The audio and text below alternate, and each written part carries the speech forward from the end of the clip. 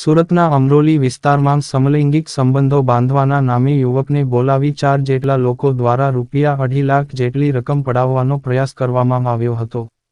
અમરોલી વિસ્તારમાં રહેતા 36 વર્ષીય યુવકને બ્લૂડ લાઇવ એન્ડ ડેટિંગ એપ પરથી ફ્રેન્ડ રિક્વેસ્ટ આવી હતી. સોશિયલ મીડિયા એપ પરથી આવેલી ફ્રેન્ડ રિક્વેસ્ટ આ યુવક દ્વારા સ્વીકારવામાં આવી હતી.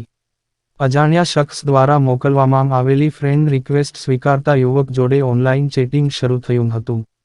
જે બાદ સમલૈંગિક સંબંધ બાંધવાની લાલચ આપી યુવકને અમરોલી વિસ્તારમાં બોલાવવામાં આવ્યો હતો.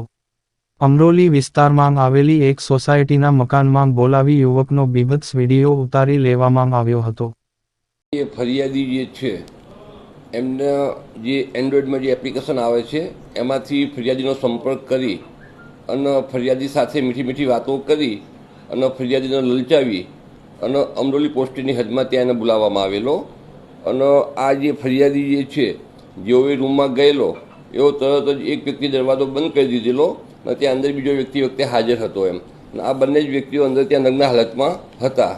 અને એ દરમિયાનમાં બહારથી બીજા 3 જેટલા અજાણ્યા ઇસમો આવી જાય છે અને આ ફરિયાદીને ધમકી આપે છે એમ કે આ બધા તારા જે બીભત્સ ફોટા કે જે કંઈ અમે પાડ્યા છે એ અમે બધે વાયરલ કરી કાઢીશું.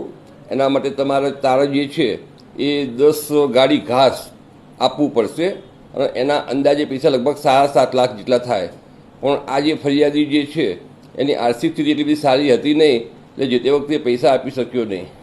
અને એ પછી આ ફરિયાદીએ પૈસા આપવા માટેનો વાયદો કરેલો હતો અને 2 દિવસ પછી આ ફરિયાદી ₹2.5 લાખ આપવાની વાત કરેલી હતી એમ. આ ફરિયાદીએ પછી હિંમત કરી અને અમરોલી પોલીસનો સંપર્ક કર્યો અને અમરોલી પોલીસને આખી વાત કરી કે મારી સાથે આવો બનાવ બન્યો છે. જેથી અમરોલી પોલીસે એની સાથે રહી અને જે ₹2.5 લાખ જે આપવા માટે ગયા એ જ વખતે જે આરોપીઓ હતા એમને દબોચી લીધેલા એમ. અને એ પછી આ જે ફરિયાદી જે છે એની ફરિયાદ લઈ દાખલ કરી અને આરોપીઓને અટક કરવામાં આવેલા.